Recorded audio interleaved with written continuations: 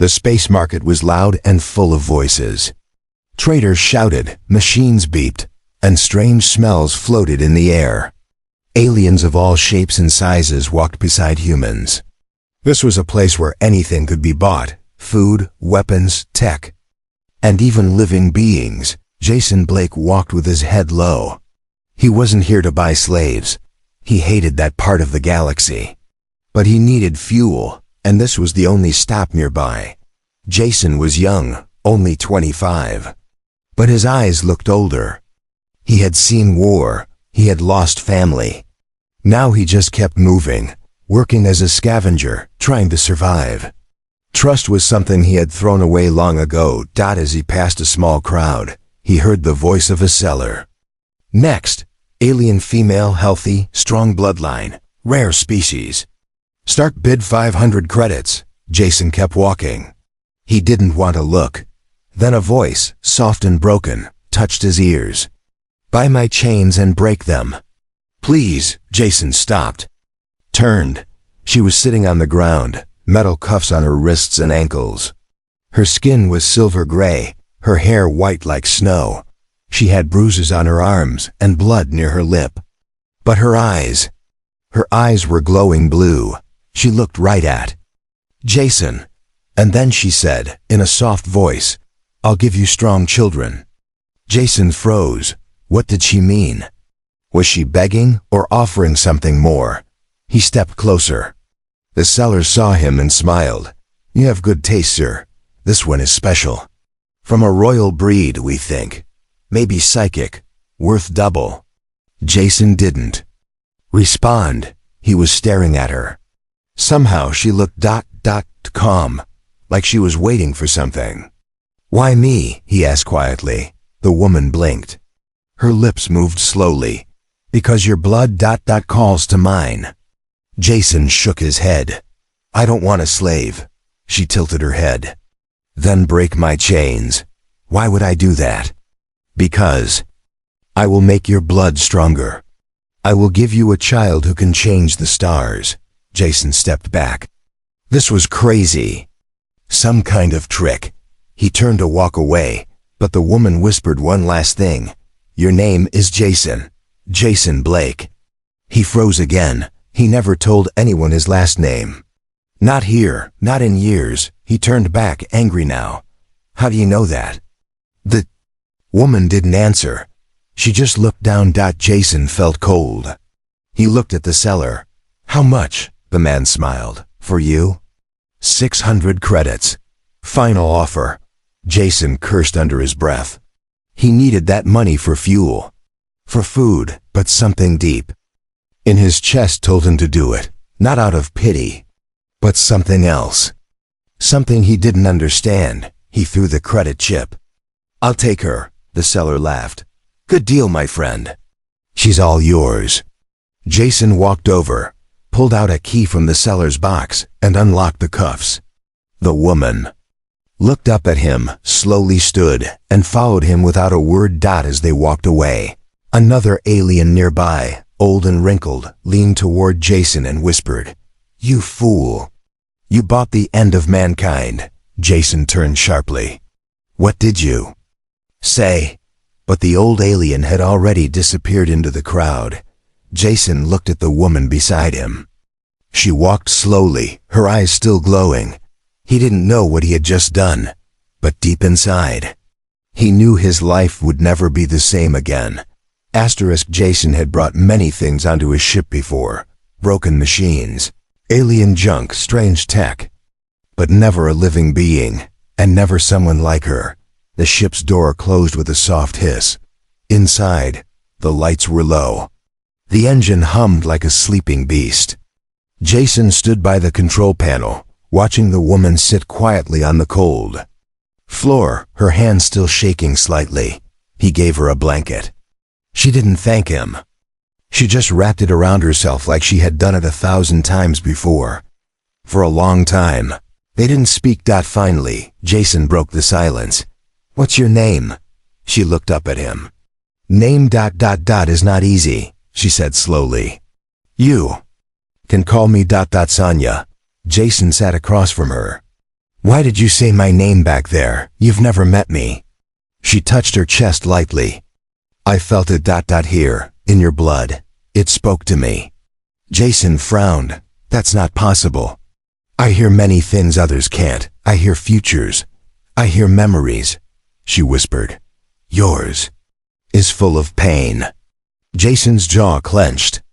Stay out of my head. Sonia looked away. I can't. You opened it when you touched my chains. Jason stood up, frustrated. He didn't believe in magic or prophecy. He believed in things he could see, fix, or fight. This woman was something else. Listen, he said. I didn't bring you here to breed, or whatever you meant. I'm just trying to figure out what's going on. Sonia nodded slowly. I understand, but you must know. I'm not just a woman in chains. She held out her arm. Look. Jason leaned closer. For a second, he saw something under her skin, like silver veins glowing faintly. They moved, pulsing with energy. What is that? He asked. Locks, she said. Genetic chains placed by my captors. They stop my powers. They stop my body from healing, from growing, from becoming. Jason stepped back. What happens if they're removed? Sonia looked him in the eyes. Then I returned to what I was born to be, a guardian, a creator, a key. Jason felt the ship tremble slightly. It wasn't from space turbulence, it was from her. That night, Jason couldn't sleep. He kept hearing her voice in his head, not words, just sounds, whispers, memories that weren't his. He saw flashes of stars burning, cities in the clouds, and a small child with glowing hands. He woke up sweating. He walked quietly to the ship's main room. Sonia was still awake, sitting near the engine, her eyes closed. You're doing this, he said. She opened her eyes. Your mind is open now. You are connected. I don't want to be. You already are, she said calmly. And soon it will go deeper. Jason stared at her, trying to understand what she truly was. You said you can give me strong children. What does that mean? Sonia stood slowly. My kind is almost gone. We were once rulers of light. We shaped stars. But now we are dying. The last of us were captured, broken, used. She placed a hand on her stomach. But I still carry the seed of my race. I need a partner with the right blood. Your blood carries the spark. Jason shook his head. You don't know me. I do, she said quietly. I've seen the war in you. I've seen your loneliness, your anger, but also your strength. Jason turned away. I didn't ask for this. No, she whispered, but destiny rarely knocks, it breaks in. The next morning, the ship alert beeped. Jason walked to the console. A signal was blinking red. Someone had scanned the ship. A long-range bounty scanner. They found you, Jason said. Sonia stood behind him. No, they found us. Jason grabbed his gun. Who are they? She looked at him with fear for the first time. The ones who bought my people. The ones who fear what I might give birth to. Jason's heart raced. Suddenly, the ship lights flickered. A sharp pain shot through Jason's chest. He fell to his knees. Sonia rushed to him. It's starting, she said. What is? He gasped. She placed her hand on his back. Her touch was cold, but calming. You've accepted my blood. The change begins. Jason looked at his arm. His veins, they were glowing faintly blue, and in that moment, he knew something inside him had already changed. It didn't feel like a dream. It felt real. Jason was standing on a planet he had never seen. The sky above him was dark red. Lightning cracked across the clouds. Mountains floated in the air like islands. In front of him stood a child, maybe 5 years old. Not human, not alien. Something between. The child had Jason's eyes. You're not ready, the child said. Jason tried to speak, but his mouth wouldn't move. The child pointed behind him. They're coming. Jason turned. and the dream shattered like glass. Jason woke up with a scream, gasping for breath. Shirt was wet with sweat. His arms glowed faintly blue again, just like last time. The glow faded slowly. Sonia stood in the corner of the room, watching him silently. You saw him, she said softly. Jason wiped his face. Who was that child? She walked closer, kneeling beside him. That was ours. Jason's heart pounded. What do you mean ours? That's impossible. Sonia placed her hand gently on her stomach. It has already begun. My body accepted the bond. The child is growing. Jason stood up, confused and angry. You mean I didn't have a choice? You did, she said. You chose when you broke my chains, when you touched me. When you listened. He turned away, trying to calm his thoughts. This was too fast. Too strange. How long until it's born? Sonia looked at him with calm sadness. 2 days. Jason stared out the window of his ship. Stars passed by like silent watchers. A part of him still wanted to believe this was all a trick, that Sonia was lying, that this child wasn't real, but deep in his bones, he knew. He could feel it, something growing inside the ship, a strange power, a presence, and something else. A signal. The ship's warning light blinked red again. Another scan. Someone's tracking us again. Jason said. Sonia didn't look surprised. They will follow. The child is a threat to them. Jason looked at her. Why? She sat down. Slowly. Because this child will be stronger than anything before. Half human, half of my blood. It will break the systems they built, the control they love. Jason loaded his blaster. Then we don't let them take him. Later that night, while Jason repaired the ship's shield panel, Sonia sat alone in the engine room. She closed her eyes. Her hands moved in the air, drawing strange shapes. A blue light surrounded her belly. Soft whispers filled the room. Suddenly, the ship shook. Jason ran in, blaster in hand. Sonia opened her eyes slowly. He's speaking. Jason blinked. Who? Our child. From inside. Jason stepped back. What's he saying? Sonia stood slowly. Her voice was calm, but her eyes were afraid. He says he sees death.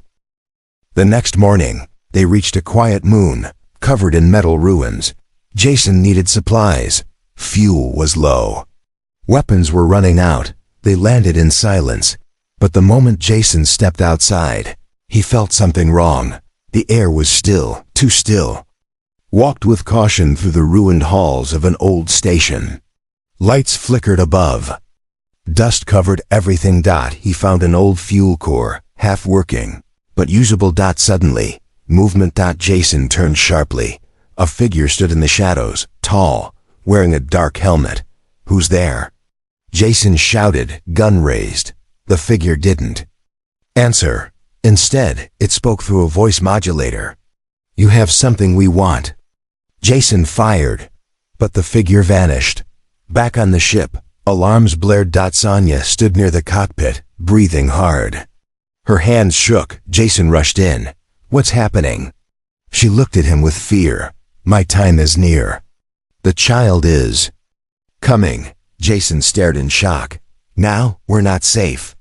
She gripped the side wall, eyes glowing bright. He wants to be born. Now. The ship's lights flickered again. Jason turned to the window. 3 ships had appeared, small, fast and armed. Bounty hunters. Jason took the pilot seat, his hands shaking. Hold on. He shouted. He blasted the ship into the air just as lasers hit the ground. Behind him, Sonia screamed in pain. He's coming now. Jason flew through a canyon of sharp metal, dodging blasts. The child's energy filled the ship. Blue light leaked from the walls. Systems GLITCHED. Jason turned on the ship's defense grid, but inside, Sonia screamed again. A final sharp cry, then silence. Jason ran to the back of the ship. She was lying there, eyes closed, breathing weakly, but in her arms Was the child, small, silent. Eyes wide open. Glowing. Jason stared frozen. The child looked at him and smiled. "Hello, father," the child said. Without moving its lips. Asterisk. The baby hadn't blinked in 3 hours. He just stared. Jason sat across from him, still trying to understand what had happened. The child had been born less than a day ago, and yet he already looked aware, not like a newborn. More like a being watching everything, thinking, calculating. Sometimes he'd turn and look straight into Jason's eyes, and Jason could swear he could hear the child's voice inside his head. "You're afraid of me," the child had whispered earlier. "Don't be. I chose you." Jason hadn't responded, because the truth was, he was afraid. Sonya was recovering fast. Too fast. The moment the child was born, her strength began to return. Her skin glowed again. Her bruises faded. She walked like a warrior now, not a prisoner. Jason watched her from the hallway, standing at the control panel, her long silver hair flowing like fire under the ship's lights. "You knew this would happen," he said. She didn't turn. "Yes," she replied. "You could have warned me." "I did," she said, "but you were listening with your ears. This truth was meant for your blood." Jason clenched his jaw. "What is he?" Sonya turned, finally facing him. "He is the first. A beginning. Or an end."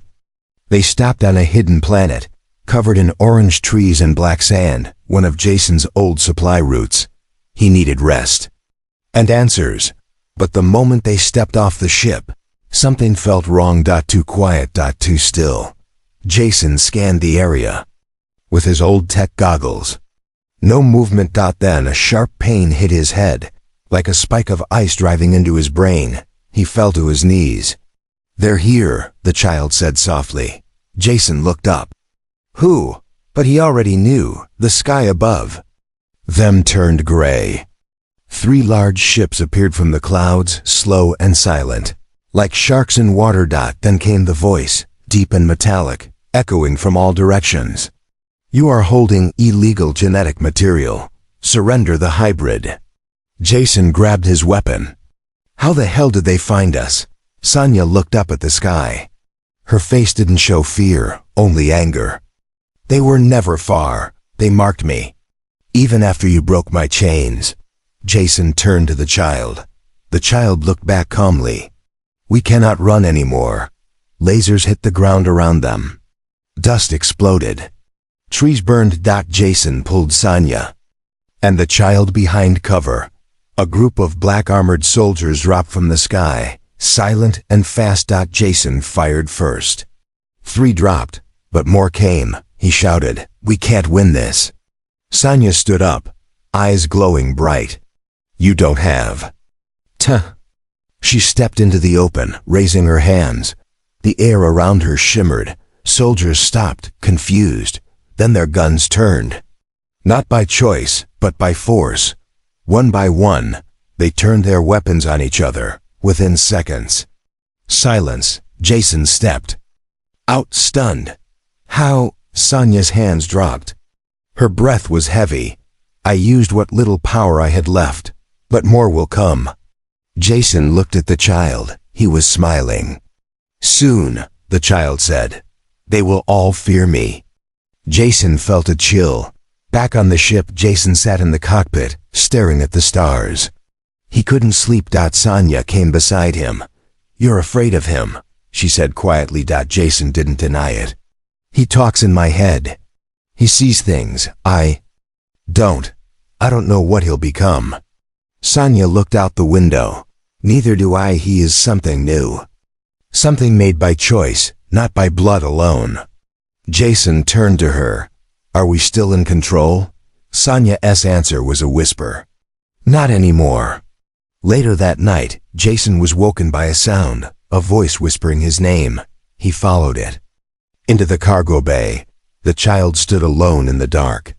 "They lied to you," the child said. Jason frowned. "Who?" "The ones who gave you your blood, the ones who made you special." Jason took a step forward. What are you talking about? The child looked up, eyes glowing. You were not born normal, Jason. You were chosen long ago. You are not just my father, you are my weapon. Jason stepped back. No, I never agreed to any of this. The child tilted his head. But you already are part of it. We are connected. You feel it, don't you? Jason's hands trembled. His veins lit up again, blue and bright. And in that moment, he knew this was never just about Sonya, never just about the child. He himself was part of something far bigger, a design hidden deep inside him. Jason wasn't bleeding red anymore. His blood was blue, bright, cold, alive. It leaked slowly from a cut on his hand, a small injury from fixing the ship's engine. But when the blood touched the metal floor, it hissed. The floor steamed. Jason stared at it, heart racing. He wiped the blood, but the glow stayed under his skin, lines of light now running up his arm like a map of something not human. He didn't feel pain, he felt power. And fear. In the control room, Sonya was silent, holding the child. Jason entered, hiding his hand behind his jacket. We need to talk, he said. She nodded. I know. You said I was chosen, that I have rare blood. But now I need the truth. All of it. No more half answers. Sonya looked down at the child, who stared at Jason without blinking. Your blood was not made by nature, she said. It was built. Jason felt cold. By who? Sonya stepped forward. Her voice was quiet, but heavy. By them, the ones who created my chains. And your kind. Jason sat down slowly. His legs felt weak. You mean, humans? She shook her head. No, the makers. Long ago, before Earth even had cities, they were already working on life across galaxies. You are part of one of their experiments. Jason blinked. That's not possible. You think you're human, she said. But your DNA. It carries codes older than Earth. Jason stood up, angry. You're lying. The child spoke then, without moving his lips. You feel it, the memories, the heat in your blood. That's not a lie, that's who you are. Jason turned away. His heart pounded. This couldn't be true. His life, his past. Was it fake? Later that night, while Sonya rested, Jason searched the ship's hidden storage. There was one thing left from his past, a black box, locked with his fingerprint. And a voice code. He hadn't opened it in years. His hands shook as he unlocked it. Inside, a photo, a chip, and a letter. Old, torn, written by his mother. He played the chip. A voice came through, weak, tired. If you're hearing this, Jason, it means they found you. The people who made you. You were part of Project Helix. You weren't born. Not like other children. You were built to survive, to connect with what's coming. Jason's breath caught. The letter said the same. Your blood is a door. One day someone will try to open it. Be careful who you trust. The next day, a message hit the ship's mainframe, a human voice. Jason Blake, this is Captain Reese of the Galactic Alliance. We know you're carrying the hybrid child. We don't want war. We want answers. We're coming aboard. Jason hesitated. Then he did something unexpected. He sent back a reply. I agree. Come. Sonya stared at him, surprised. You trust them? No, Jason said, but I want the truth. And I want to look in their eyes when they lie to me. The ship arrived within the hour. Sleek, clean, government colors. 2 officers came aboard. One of them, Captain Reese, looked at Jason like an old friend. You've grown, Reese said. You look like your father. Jason didn't answer. Reese smiled coldly. Still don't talk much. Good. Let's get to the point. He looked at the child. Then at Sonya. You think you found something new, something powerful. But that child is a danger to every world in this sector. Jason stepped between them. He's not a weapon. Reese smirked. Oh, but you are. You always were. Jason's heart froze. What do you mean? You don't remember? We raised you. Trained you, then you ran. But you were always meant for this. Jason pulled his blaster slowly. Why? Reese's smile faded. Because you were the key to unlocking the next evolution. And now you've unlocked her. Suddenly, Jason's hand began to glow. Uncontrolled, unwanted. His blaster melted in his grip. The child whispered, "They planted the trap inside you long ago. Now they've activated it." Reese pressed a button on his wrist. Jason fell to the floor, screaming. His veins lit up, his body shaking. Some kind of signal inside his own blood. "Enough," Reese said coldly. "Bring me the child. End this." But the child stepped forward, and for the first time, he spoke out loud. "No." The entire ship shook. Reese's men flew backward, slammed into walls. The lights burst. Jason stopped screaming, his eyes glowing white now, not blue. And in that moment, he remembered everything, every test, every injection, every command. And the woman's voice, his mother, saying, "One day you will have to choose the blood you were made with, or the future you believe in." Jason stood up slowly. Reese backed away. "Jason, listen." But Jason raised his hand, and Reese's weapon crumbled in mid-air. Jason didn't sleep that night, because sleep was no longer something he needed. His body had changed. He didn't breathe the same. He didn't blink as much. He didn't feel cold or heat like before. It was as if his human skin was just the first layer. Now something else was underneath, and it was waking up. The government ship was gone, abandoned in orbit. Reese was unconscious in a sealed chamber. The child had done something to his mind. A memory storm, Sonia called it. Reese would never be the same again. Jason sat on the deck, shirt off, staring at his arms. His veins didn't just glow now, they moved. The lights inside his body pulsed like they were alive. The child approached quietly. "You're almost complete," he said. Jason looked at him. "What do you mean?" "You're becoming what they feared," the child answered. "Not a weapon, not a god, something between, something new." In a far-off corner of the galaxy, a group of hidden ships received a signal. A voice spoke through the static. "The hybrid lives. The chainbreaker walks. The blood has awakened." One of the captains, a former scientist who once worked on Project Helix, smiled. "Activate the others," she said.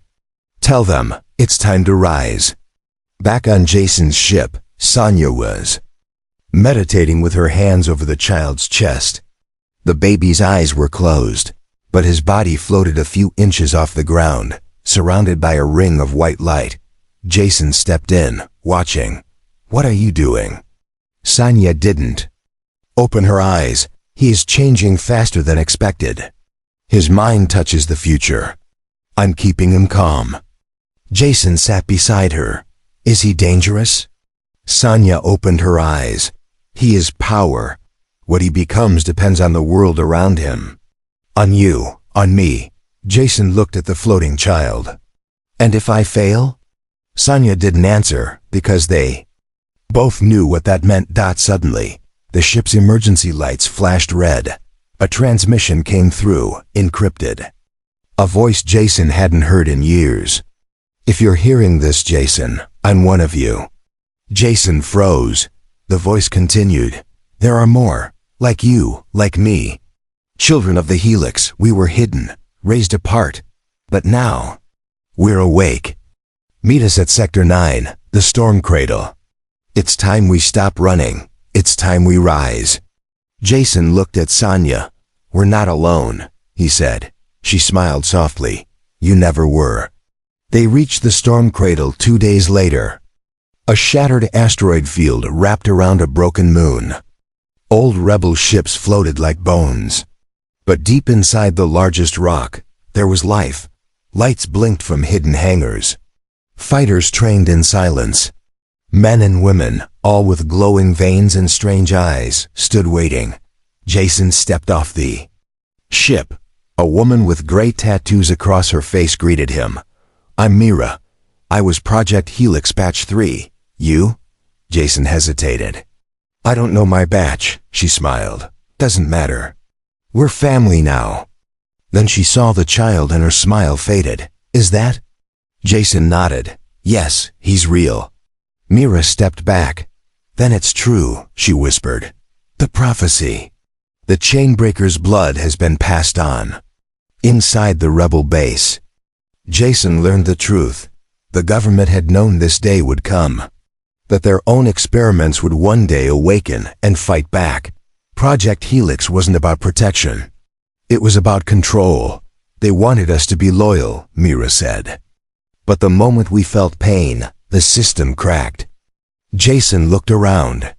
Every person here had scars, not just on their skin, but deep inside. They were survivors. And now they were soldiers. Later that night, Jason stood on a balcony, looking at the stars. The child came beside him. "They fear me," the child said. "They should," Jason replied. "Do you?" The child asked. Jason was quiet. Then he said, "I fear what might happen if I don't protect you." The child nodded. "Good." Jason looked at him. "Why?" The child smiled. "Because fear keeps you human. And I still need one parent who remembers what that feels like." The final message came at dawn. A fleet of warships had entered rebel space. They were not coming to talk. They were coming to erase everything. Jason looked at the rebels, looked at Sonya, looked at the child, and for the first time he said the words out loud. "We fight." Asterisk, the stars were silent. Thousands of warships floated like shadows between them. Engines off. Weapons armed. Waiting. It was the kind of silence that came before a storm. The kind that smelled like death. Jason stood at the front of the rebel ship, staring out through the glass. His hand rested on the shoulder of a child who wasn't supposed to exist. Behind them, the army of the forgotten, Helix-born rebels, broken clones, alien outcasts, waited for his voice. Sonya stood to his right. Her eyes glowed with ancient light. No one spoke. No one needed to. They all knew this was it. A message flashed on the screen. From the enemy flagship, cold, robotic. "This is your final chance. Surrender the child. Destroy the Chainbreaker. End this now." Jason didn't reply. Instead, he looked at the child and asked softly, "Do you understand what's about to happen?" The child nodded. "They are afraid of the future I carry." Jason nodded. "So am I." "Good," the child whispered. "You'll fight harder." Flashback. Jason remembered the first time he saw her, Sonya, chained and bruised. In that marketplace, he remembered the words, "Buy my chains and break them." Back then, he thought he was saving her. Now he knew she had saved him. The fleet moved. 1,000 red lights blinked on at once. The war had begun. Jason's ship shot forward. It was smaller, older, but faster. The rebels followed, in tight formation, weaving through blasts of plasma and fire. The enemy ships were stronger, but the rebels had something else. On purpose. Every fighter had once been used, thrown away, forgotten. Now they fought not to win, but to finally matter. Inside the ship, Sonya collapsed. Jason caught her. "What's happening?" Her skin flickered, her form unstable. "I gave too much, too fast," she whispered. "The power. It wasn't meant to last this long." The child stepped forward, placing a small hand on her chest. For a moment, her body stilled. The glow returned. She smiled weakly. "Our son is more than I hoped." Then she looked at Jason. "You were always meant to break the chain, but I never told you the last piece." Jason leaned closer. "You are the chain." And then she was gone. Her body dissolved into light. Jason didn't have time to mourn. The ship shook, hit by a direct Blast. Fire burst through the rear engine. Systems failed. Everything went dark. The child stood in the smoke, calm and untouched. Jason coughed, pulling himself from the debris. Are you hurt? He asked. The child shook his head. But you are. Jason nodded. Yeah, that's okay. He looked at the child, then at the ship's core. Can you do it? The child didn't answer with words. He stepped toward the engine, placed both hands on the broken core.